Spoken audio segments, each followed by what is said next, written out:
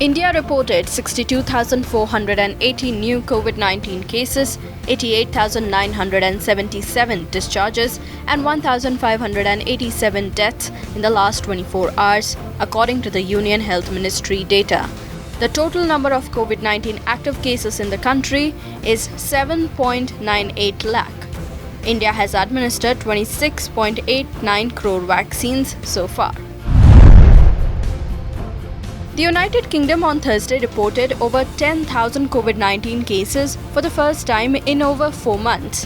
The UK government on Monday had declared that it was postponing the lifting of lockdown restrictions in the country over concerns of an increase in the daily number of cases because of the Delta variant.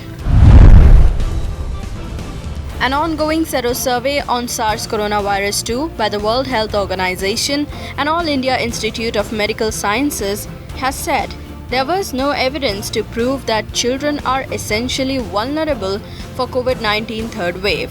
The study was conducted on children belonging to the 2 to 17 age group. Assam is among the few states in India which is yet to cancel class 10th and 12th exams due to the COVID-19 second wave. State Education Minister Ranju Pegu will hold a crucial meeting today to take a decision on class 10 and 12 exams.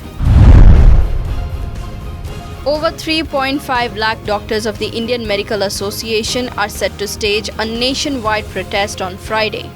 Doctors staging a protest demanding a central law to deal with violence against doctors.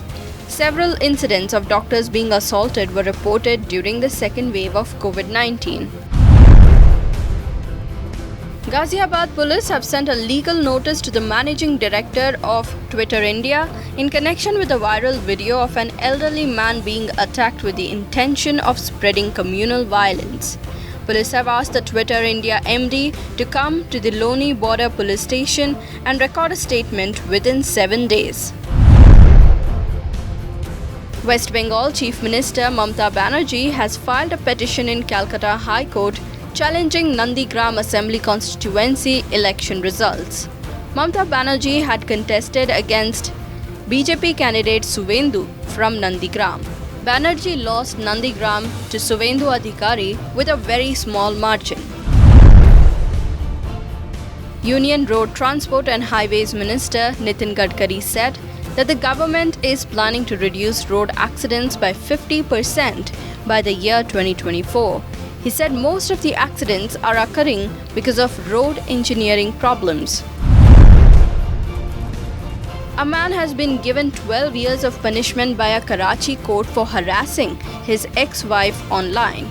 Arshad Hadi was found guilty of posting his ex-wife's indecent pictures and videos online using a fake Facebook account.